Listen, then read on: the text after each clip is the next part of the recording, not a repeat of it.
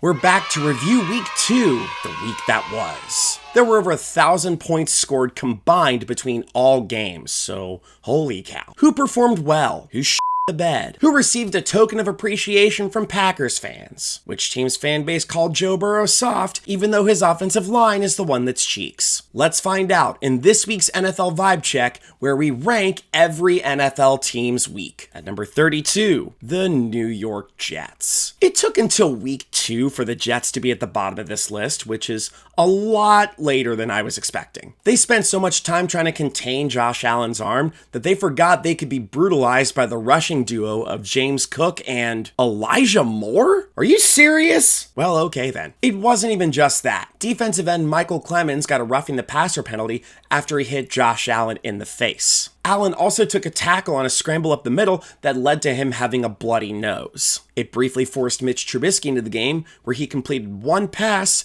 and still had more passing yards than Justin Fields. It's 2 games into Aaron Glenn's head coaching tenure for the Jets, and he may already be on the hot seat. It's unfortunate, as the guy who should be on the hot seat cannot get fired, as he owns the team. At number 31, the Minnesota Vikings. What a turn of events. Week 2 had a bunch of high-flying offense, and J.J. McCarthy, who was coming off of a game where he had a 21-point comeback against the Bears in Chicago. What happened the following week? Well, J.J. McCarthy's wife gave birth on 9/11, and he honored that day by making Vikings fans want to send him to the World Trade Center. J.J. McCarthy's wife gave birth on 9/11, and he honored that day by crashing and burning on a grassy field. I know J.J. McCarthy's hurt now, but I didn't want those jokes to go to waste. I like them. It was a miserable offensive performance for the Vikings, who were the only team in the NFL this week to score single-digit points. They had 6 points, and the Falcons kicker Parker Romo had 6 made kicks. McCarthy also took 6 sacks,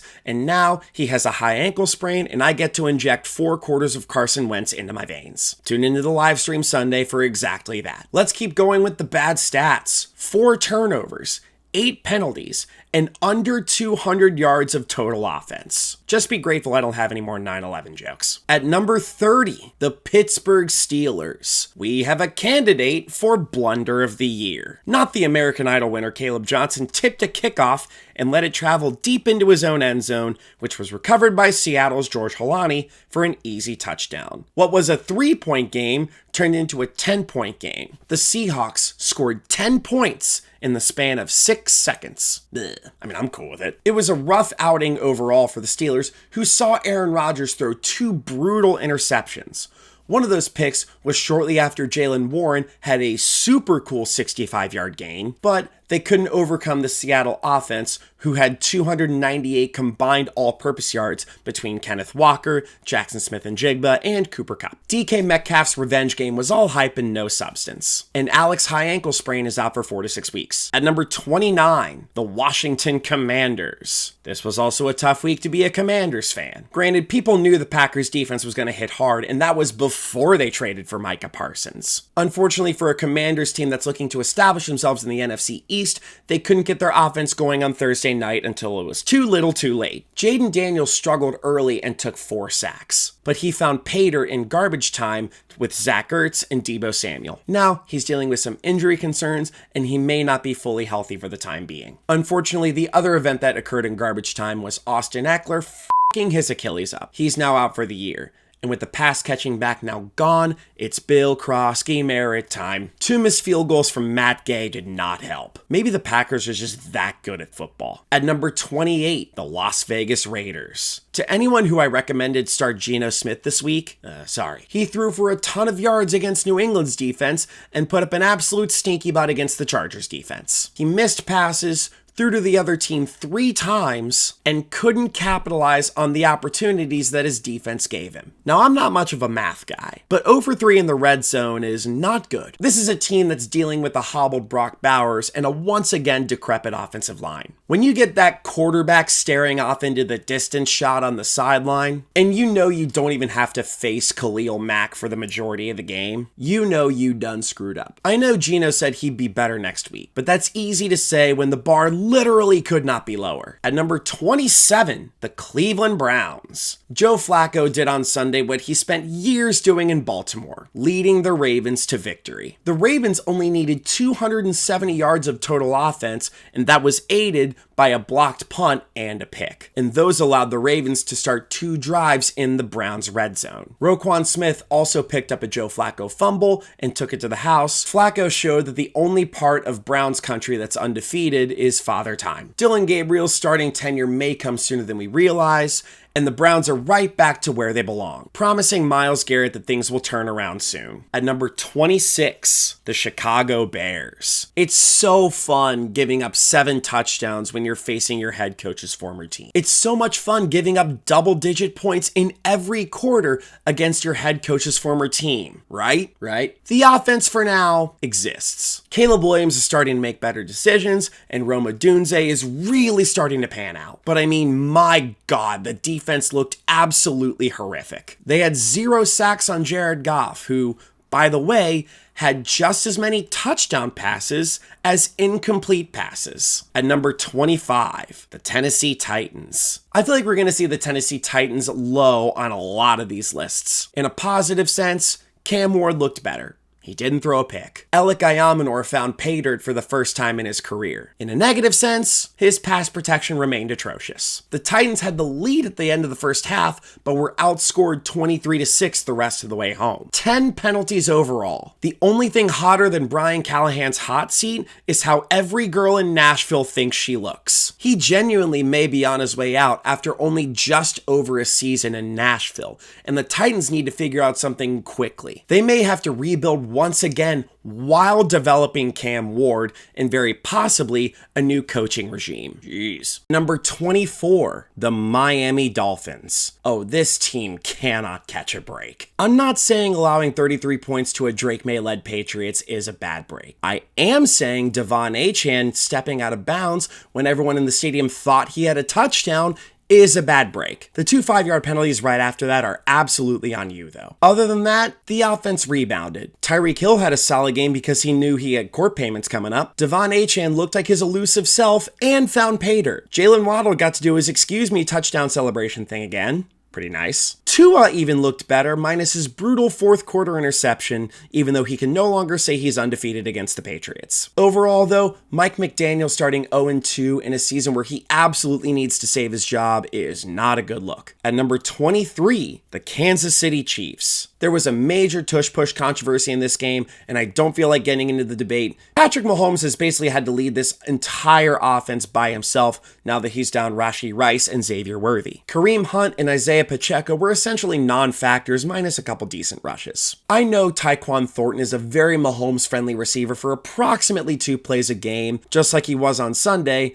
but this game showed that Rice and Worthy are deeply missed. The Chiefs had an opportunity to score a touchdown early in the second quarter, but Patrick Mahomes was sacked faster than you can say Kingsley Suamataia. I know Jalen Hurts was limited to 101 passing yards, but the Eagles won the game. Shut your ass up. At number 22, the Denver Broncos. The Denver Broncos are a good football team. They would also be an undefeated football team had Dondrea Tillman not committed the cardinal sin of football and taken flight during a Colts field goal miss. Get it? Because Cardinals fly. All right, I'll go myself. The fourth quarter, though, was absolute chaos. Right before that drive, Will Lutz hooked a 42-yard field goal right off the right upright. The Colts then drove down the field and converted their field goal, sending Denver on their flight home with frowns on their faces. I'm just happy Will Lutz wasn't the pilot. They would have ended up in Cheyenne. There were some positives, though. J.K. Dobbins improved. Bo Nix looked a lot better. His teammate Troy Franklin had the best game of his career. And most importantly, Dayton Flyers legend Adam Troutman scored a touchdown. Go Flyers. At number 21, the Carolina Panthers. Bryce Young could not have started worse, as his first 2 possessions resulted in a fumble and a pick. The former of the 2 was returned for a touchdown. After that, though, he lit up the stat sheet with 300 plus yards and 3 touchdowns, and Tet McMillan topped the 100-yard mark for the first time in his career. After the dreadful start to his afternoon, he used the tool that every quarterback needs, a short memory. And as a former quarterback myself, I know that every quarterback needs a short memory.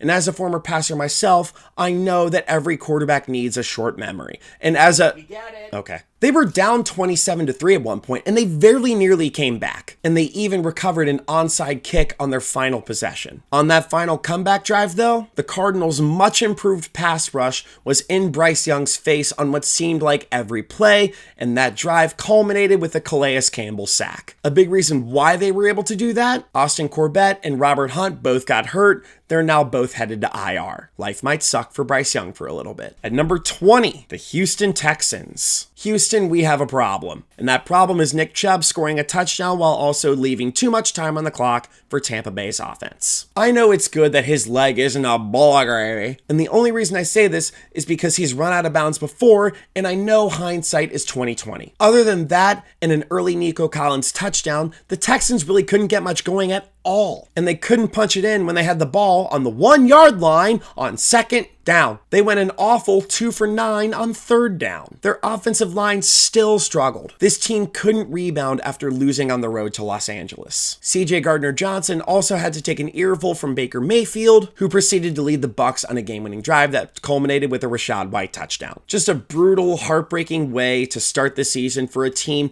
that should be getting all of the positive karma after the Deshaun Watson trade. Defense is legit, though. Number 19. The New Orleans Saints. I feel weird about this one because the Saints offense is starting to look like an offense that isn't total dog shit. Spencer Rattler had an efficient game, though he ultimately couldn't come through for the Saints on their final drive. Not to mention, he threw to Alvin Kamara in the third quarter while forgetting the cardinal sin of playing against the 49ers. Avoid Fred Warner at all costs. Getting lit up by Mac Jones is definitely not a good look, though. He didn't have George Kittle either, and this team is slowly but surely improving, and somehow the Saints' 0-2 record isn't as discouraging as previously thought. At number 18, the Jacksonville Jaguars. It was an up and down affair from the Jags. They started hot with touchdowns to De'Ami Brown and Bashal Tutu. They also couldn't overcome their 2 brutal interceptions. The first of 2 was swiped away from Travis Hunter by Dax Hill. What else did Travis Hunter do? He got a pass interference call against him on the fourth quarter while he was covering... Nope. Try again.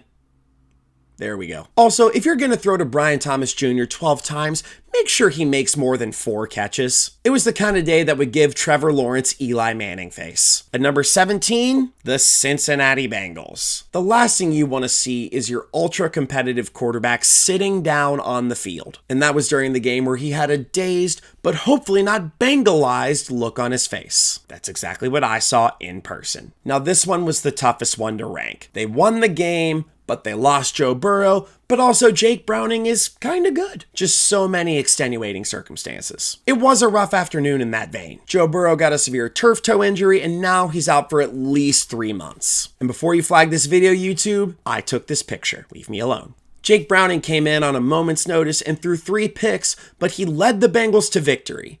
It culminated on a fourth quarter drive where he jumped into the end zone on a 1-yard rush that made Tyler Huntley punch the air. The Bengals now sit at 2-0 and in first place in the AFC North. I'm not as panicked as I previously was on Sunday. That panic will find itself once again once the Bengals use the loose change in their couch to fix their offensive line next offseason. Bengals front office, if you're watching this, Dax Hill and Jordan Battle are good at football. Hold on to them for dear life. Now, before I go any further, if you like what you've seen so far, subscribe to the channel. That sounded threatening. These reviews are going to be done every week and hopefully on time, and I will now be posting 2 long-form videos every single week in addition to a bunch of comedic shorts. They're fun. Check them out. I also do stand-up comedy. Come see me when I do shows. But for now, back to the video. At number 16, the New York Giants. What an offensive showing against a team who thought its defense would be so much better with Kenny Clark instead of Micah Parsons. Russell Wilson threw for his career high in passing yards. Malik Neighbors and Wan'Dale Robinson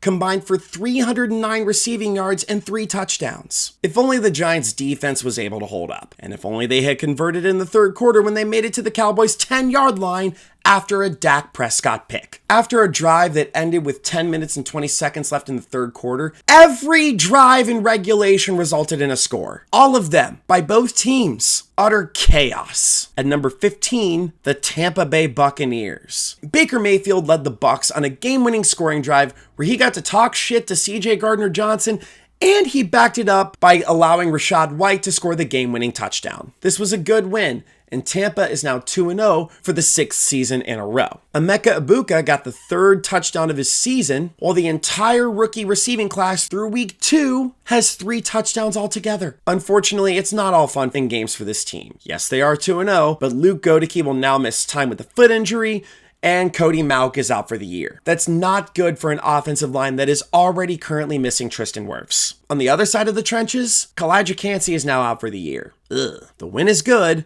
but those injuries are not. Number 14, the Arizona Cardinals. The Cardinals ultimately got the win, but the Panthers had no business being back in this game to begin with, allowing them to come back from 27-3, allowing them to recover from an onside kick, allowing Bryce Young to give them a fighting chance despite the fact that he's the size of my thumb. Ultimately, the Cardinals capitalized on the absences of the Panthers' 2 aforementioned offensive linemen, Austin Corbett and Robert Hunt. And they were in Bryce Young's face on nearly every play of the Panthers' final possession. Calais Campbell sacked him on the Panthers' final offensive play because he is still him. On the downside, the offense remained inconsistent, and Marvin Harrison may have reverted back to his inconsistent ways. At number 13, the San Francisco 49ers. Thank the Lord for Fred Warner. Thank the Lord for Robert Saleh. Thank the Lord for a kicker that isn't Jake Moody. And thank the Lord for the quarterback that Kyle Shanahan wanted the whole time. Isn't life weird? This was just a solid game overall by a team that's still dealing with a lot of injuries. They've won 2 games on the road so far this year. Just don't make Spencer Rattler look competent next time. At number 12, the Philadelphia Eagles. Chris Jones can repeat meager stats all he wants. However, if a player doesn't put up stats and still gets the victory, maybe the other team's quarterback shouldn't have thrown for more than 200 yards, and their wide receiver 1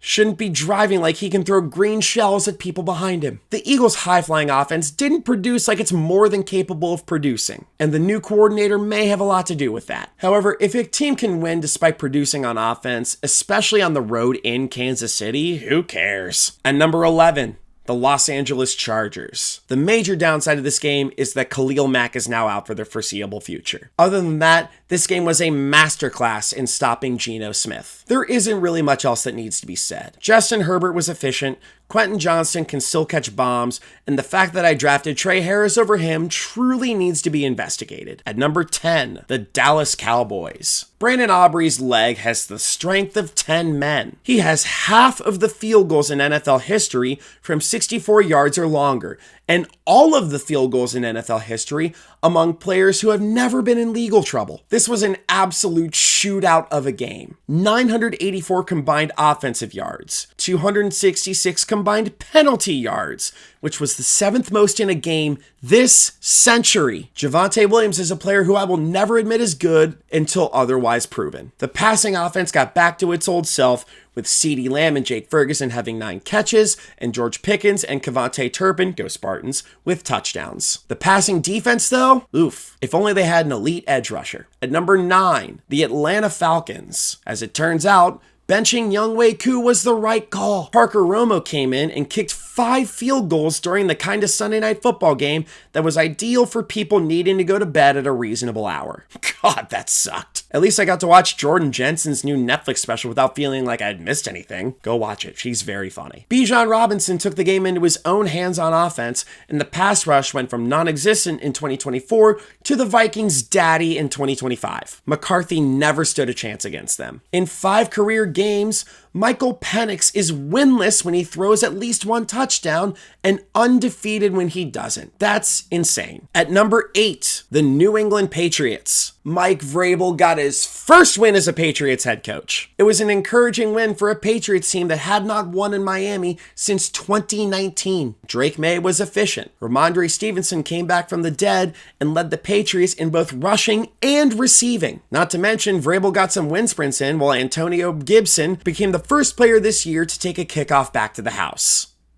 The real way. Looking into the future, this team is going to get Christian Gonzalez back soon, and like real soon. Good week for the Pats. At number 7, the Los Angeles Rams. It's thankfully not just the Puka show anymore. The Rams' plan to get Davante Adams fully involved came to fruition as he topped the century mark and found pay dirt in his first time as a Ram. The rushing attack, it finally felt comfortable not handing the ball to Kyren Williams 47 times a game. Puka Nacua had one rush, which was a 45-yard touchdown, and Blake Corum found the end zone for the first time in his career. Elsewhere, the Rams exploited the Titans' weaknesses of their offensive line and Brian Callahan's ability as a head coach. And as a result, they outscored the Titans 23-6 in the second half. Much needed win. Number 6, the Seattle Seahawks. The winner of the DK Metcalf revenge game goes to the Seahawks. JSN looked like a legitimate wide receiver 1, and Cooper Kupp didn't show his age. The Seahawks looked legitimately good,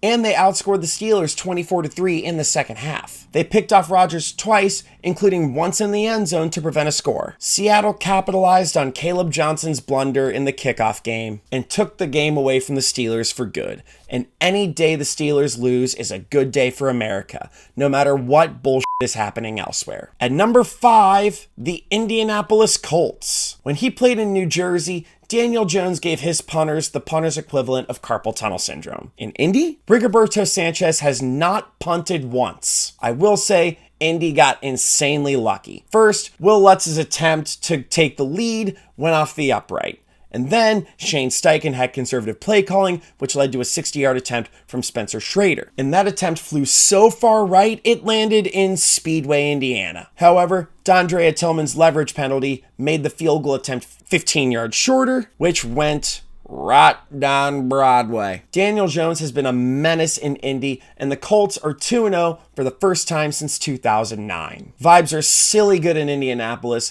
and Danny Dimes is the most beloved citizen of Indy named Danny since Danny Granger. I don't know how long this is going to last, but the honeymoon phase for Daniel Jones in Indy is going quite well. At number 4, oh yeah, Tyler Warren is Timothy. At number 4, the Baltimore Ravens. Joe Flacco's return brought the house down, and Cleveland didn't stand a chance the whole time. Baltimore didn't even need to produce much offense. They had more points scored than combined rushing yards from Derrick Henry and Lamar Jackson. They were able to capitalize on the Browns being the Browns for a much-needed win. Good work, I guess. Here's a fun stat for you. Devontae Walker is the all-time leader among wide receivers where every single one of their receptions resulted in a touchdown. Pretty awesome. At number 3, the Buffalo Bills. Josh Allen continues to be a folk hero in Buffalo, even when he doesn't produce like he's capable of producing. He played a game with blood on his jersey after an injury to his nose. And Jets fans would never break their noses, because why ruin a perfectly good paper bag? James Cook induced 6 million Let James Cook tweets by topping 130 yards and scoring twice. The Bills' defense held the Jets' offense to 154 total yards. Now, I hate this term because people throw it out at every team no matter what their record is. I've watched it happen with the 8-1 Bengals. No team is more fitting of the moniker same old than the Jets. Let them have this. Vibes are good in Buffalo. They're 2-0, and they beat up on a division rival. Solid job by the Bills this week, even with the injuries on defense. At number 2, the Green Bay Packers. Micah Parsons is feeling right at home in Green Bay, Wisconsin. After being openly frustrated with the situation in Dallas, Parsons got a new lease on life. During the post-game interview after his second win, Packers fans chanted the words Micah Parsons would never say out loud. Thank you, Jerry. The Packers contained Jaden Daniels for the majority of the night, and they also realized that Tucker Kraft has a 10-inch hog. Had he not had his 57-yard reception in the first quarter, he still would have been the leading receiver among both teams that night. This team is a legitimate Super Bowl contender. If Micah won the Super Bowl in his first year away from the Cowboys, God, that'd make me so happy. Just don't beat them. Unfortunately for this video, as good as the Packers are, this week does not hold a candle to bending your former offensive coordinator over and smacking him on the ass. And at number 1, the Detroit Lions. The good old-fashioned Danny Campbell vibes are back. They stuck it to Ben Johnson in a way that honestly felt like cruel and unusual punishment. 7 total touchdowns and at least 10 points scored in every quarter. Amon-Ra showed Ben Johnson that the offense can be full of tricks without him, as demonstrated by his hat trick. Isaac Tesla has still not caught a pass with 2 hands, and Jamison Williams had 2 catches, the shortest of which was for 44 yards. The running back duo showed that they're back, and Jared Goff had 5 touchdowns and only 5 incompletions. If you stick it to your former head coach in that brutal of a way after stinking it up in week 1, there is no place I can stick you besides the number 1 spot. And that does it for this video. Thank you guys so much for tuning in again. I will get this video out on Tuesday next week, but for now, stay tuned for more sports content that you didn't ask for.